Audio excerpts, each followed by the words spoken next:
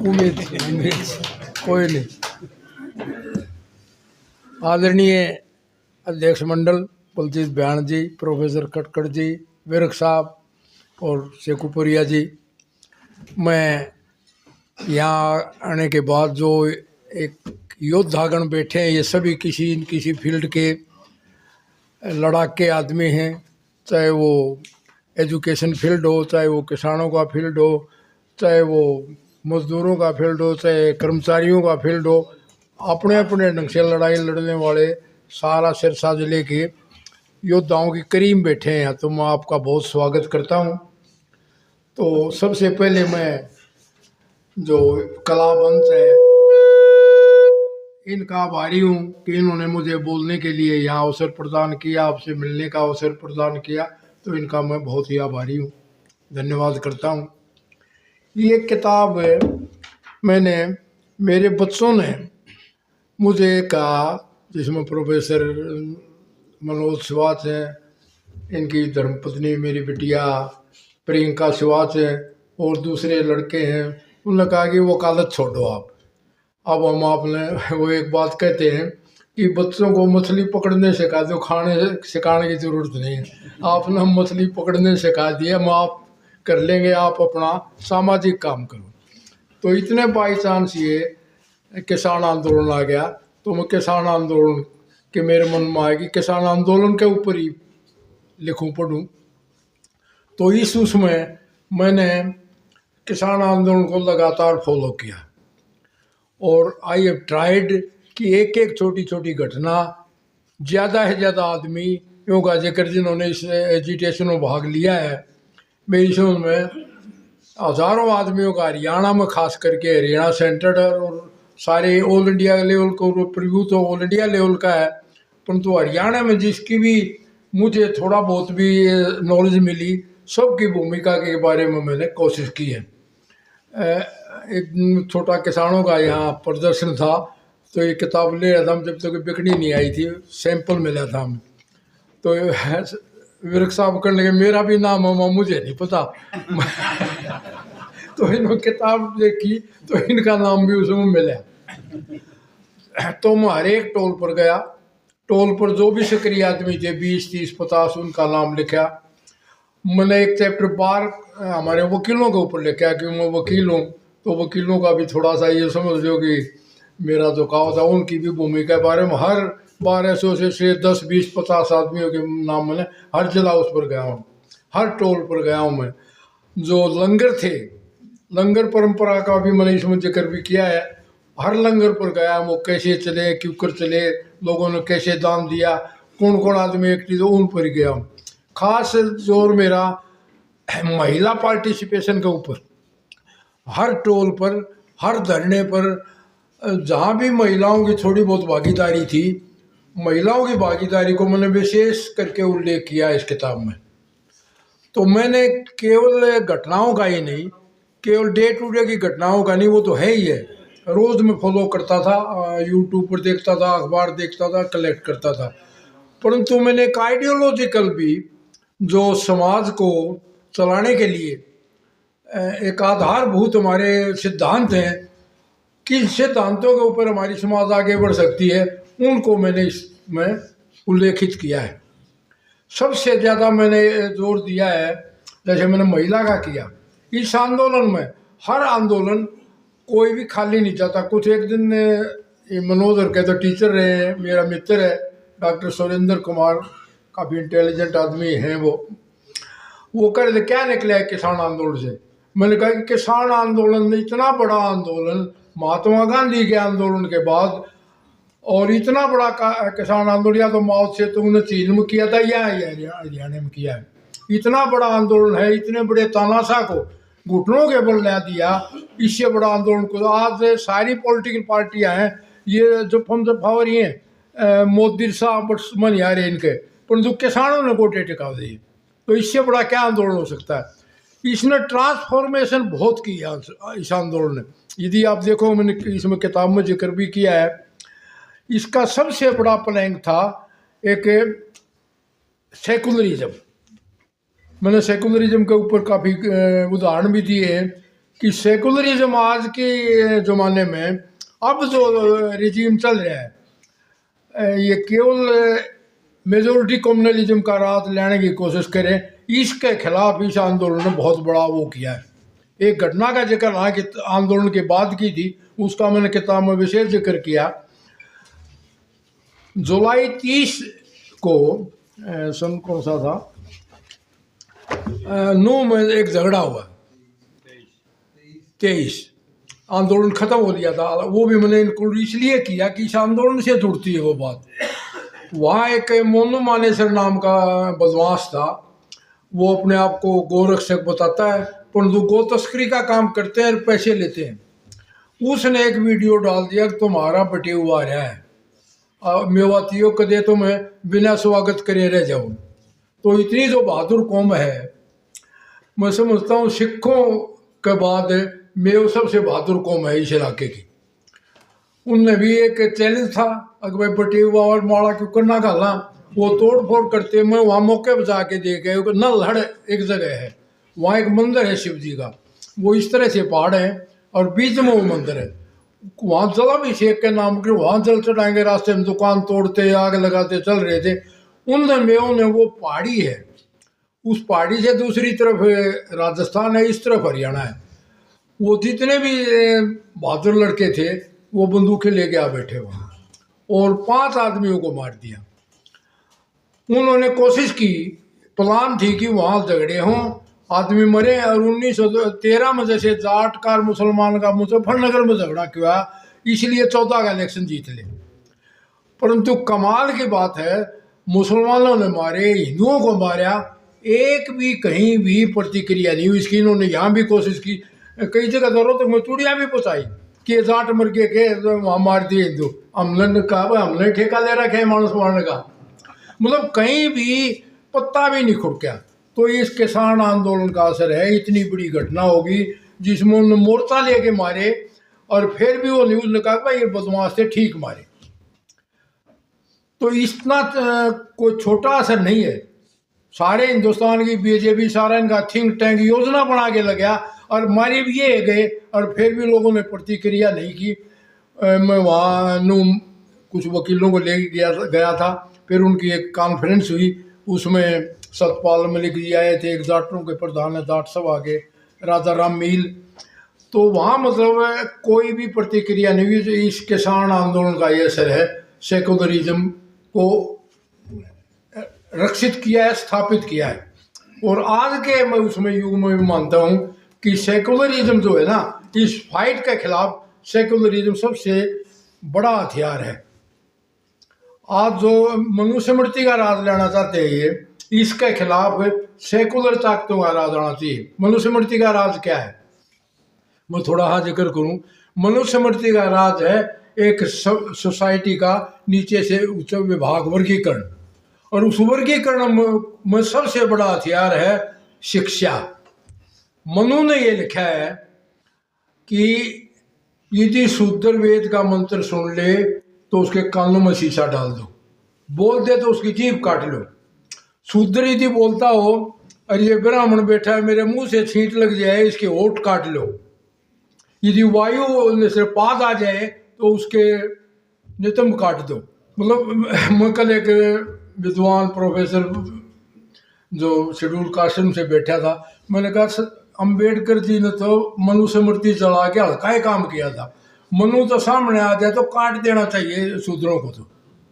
और मैं एक सामाजिक और वो ताना बना मतलब इतिहास का भी, और मैं चैलेंज भी करता हूँ यहाँ, ये जाट अपने आप ने क्षत्रिय लिखे हैं, कंबोज क्षत्रिय लिखे हैं, अहीर भी क्षत्रिय माने।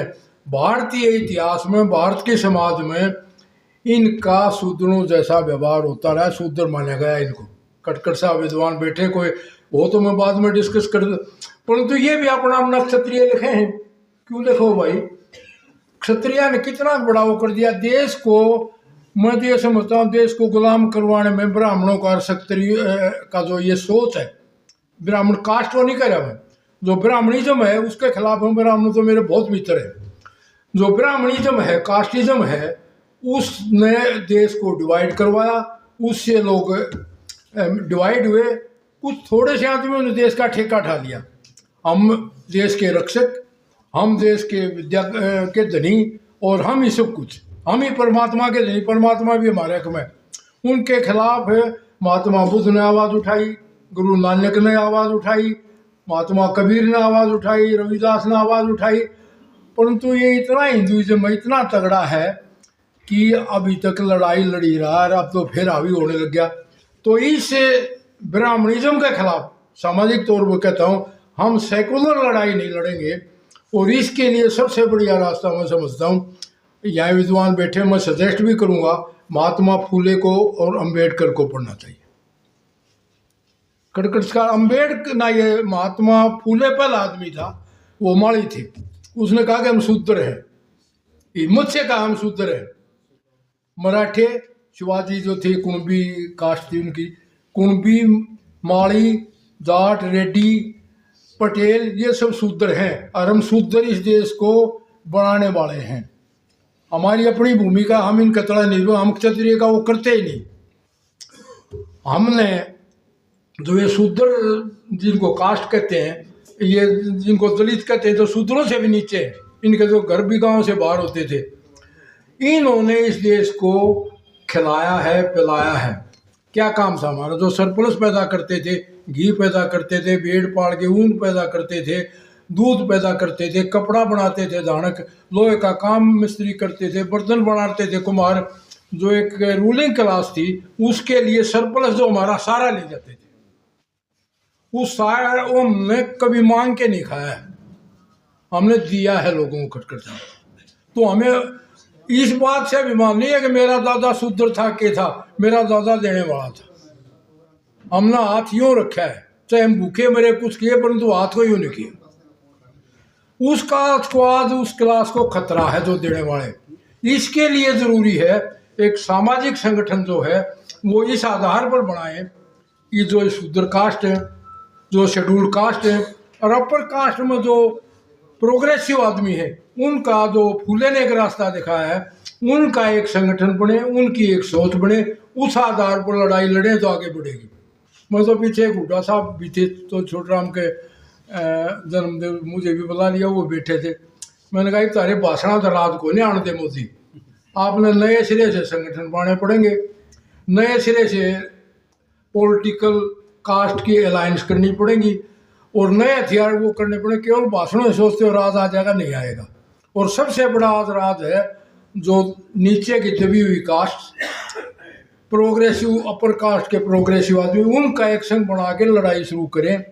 तो इस किताब में मैंने इस तरफ डालने की कोशिश की है। आज भी मैं ये वो कहता हूँ कि जब तक आप इसको नहीं समझोगे, और ये जो विचारधारा, मैं कई दिन से 2-3 साल से मैं एक बात प्रश्न करता था, मनोज के आगे भी प्रियंका है, वो कि गुजारा साहब हैं, प्रोफेसर हैं, मैंने कहा कि मैं ब्राह्मणिज्म का लगातार विरोध करता हूँ, और साल में 5, 7, 10 बार ऐसा होता है कि ब्राह्मणिज्म के जो फंक्शन होते हैं उसका आगे सिर झुकाता हूँ। फिर एक खातिर ब्राह्मण बुलावा, छोरा हो जाए, बालक हो जाए, उसका हवन खातिर ब्राह्मण बुलावा, कोई मर जाए उसका हवन करवा लो, ब्राह्मण में बुला लो। उसका उत्तर मेरे छोटे लड़के ने दिया कि जो विचारधारा है इनका ब्राह्मणिज्म का 2 चीज़ों पर कब्जा है। एक तो विचारधारा पर पुनर्जन्म होता है, उस के संस्कार से ऊपर की कास्ट मिलती है। रिचुअल पर इनका कब्जा है, कोई भी शुद्ध रिचुअल नहीं कर सकता।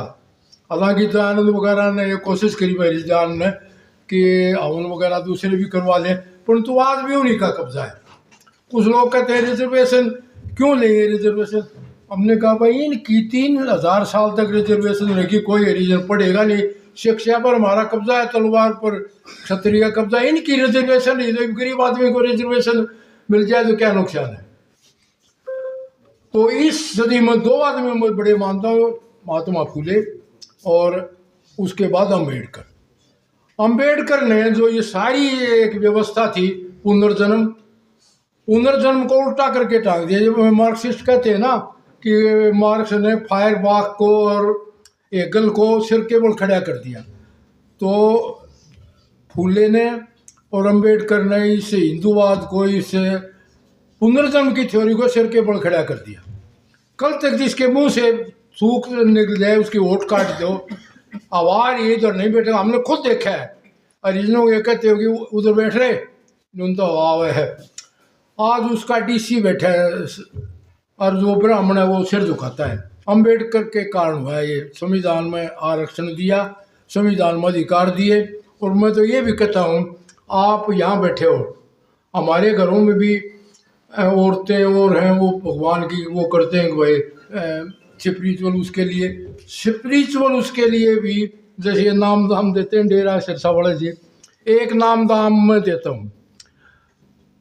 कॉन्स्टिट्यूशन का प्रियम्बल पढ़ दो और उस प्रियम्बल के ऊपर अभ्यास करो। आपको घर चलाना है, आपको देश चलाना है, आपको समाज चलानी है, उसमें 3 चीज दी है प्रियम्बल में: लिबर्टी, फ्रेटर्निटी, इक्वलिटी। लिबर्टी, हर आदमी को अधिकार है बोलने का, पहनने का, खाने का, पीने का, धर्म अपनाने का, विचार व्यक्त करने का।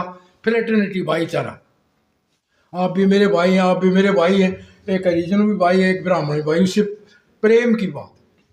एक लिबर्टी, फ्रेटर्निटी, इक्वलिटी, सबको इक्वल समझो। ये आप घर में भी यदि व्यवहार करोगे, आपके बच्चों के साथ, आपकी पत्नी के साथ, आपके बहनों के साथ, तीनों चीज़ों पर करोगे तो आपका घर भी ठीक चलेगा, आपकी डेमोक्रेटिक वैल्यूज भी चलेंगी। तो ये जो अंबेडकर ने दिया है बहुत बड़ी, जो मनुस्मृति थी उनको उल्टा कर दिया। अब यूं बताओ, कुछ आदमी इसके खटखट साहब आप विद्वान रहे हैं, ये जाट, ये जो खास करके बीसी की कौम है ना, ये अपना आपने वो यूं कहा रहे कि देसी मिसाल है, ये बेला में तो अपना आपने सांड समझे हैं और सांडा में बैल हैं। अपर कास्ट को इन्हें बैल समझे हैं और जो चरले हैं इन पे सांड बन जाए हैं। तुम बैले रह जाओ और अपने बाइलिया में मिलो, ये घने ऊपर ने मत सोचो। तो ये तो है ना अपना आपने भारी समझने की, मतलब जाट के साथ तो यहाँ तक भी हुई है।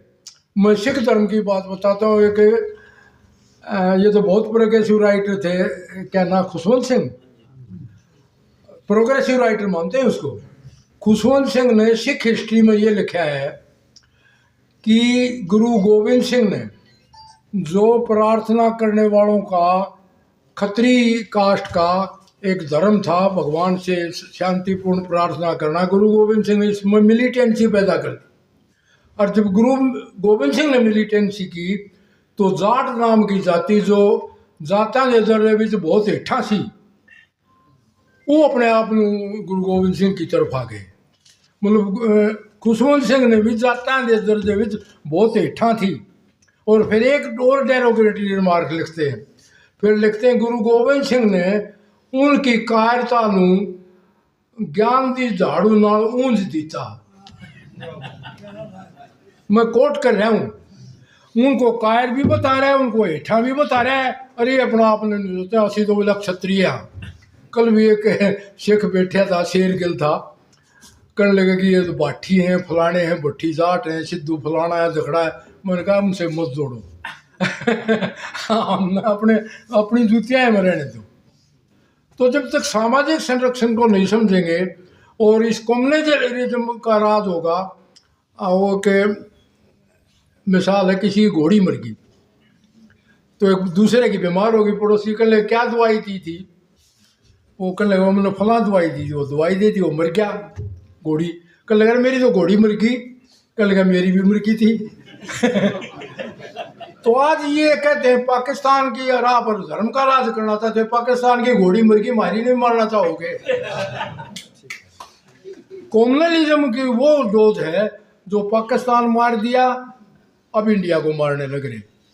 जो महात्मा गांधी का, जवाहरलाल का एक सेकुलरिज्म का, अंबेडकर का सेकुलरिज्म का जो आधार है, उस आधार को बना के नहीं चलोगे, किसान संगठनों का भी, कर्मचारी संगठनों का भी और पढ़े लिखे आदमी का भी जात से ऊपर उठ के, धर्म से ऊपर उठ के अपने समाज के सेकुलरिज्म का आधार पर एक डेमोक्रेटिक वैल्यूज का संविधान के अनुसार देश चलेगा तो देश ऊपर होगा।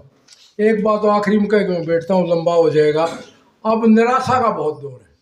बड़े बड़े लड़ाकू भी यूँ कहते हैं कुछ नहीं होना, मोदी तो राज नहीं छोड़े। मैं बहुत आशावान हूँ। आप पढ़े लिखे बैठे हो, साइंटिस्ट बैठे हैं, ये ब्रह्मांड इतना बड़ा है, जो हमारी पृथ्वी है, हमारा सौर्यमंडल है, ऐसे ऐसे कई मंडल हैं। तो धरती उसमें एक छोटा सा वो हो सकता है जी, और भी हो। धरती में भी 8 अरब आदमी है, 8 अरब आदमी में एक छोटा सा वो, मेरा कितना क्रोध है। मैं अपना हिस्सा डाल दूं, आगे परिणाम तो होता रहेगा।